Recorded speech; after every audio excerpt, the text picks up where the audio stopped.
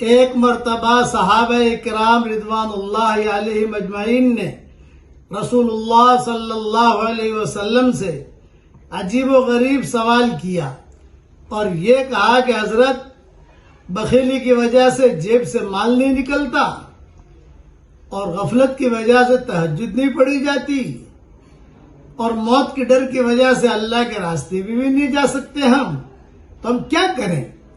تو رسول اللہ صلی اللہ علیہ وسلم نے فرمایا سبحان اللہ و بحمدہ پڑھا کرو، اس کی وجہ سے اس کا بدل ہو جائے گا۔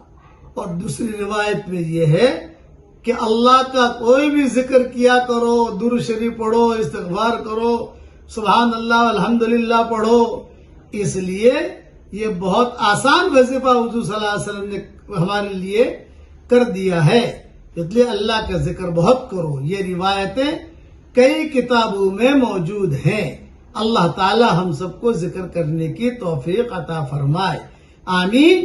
وآخر دعوانا الحمدللہ رب العالمین۔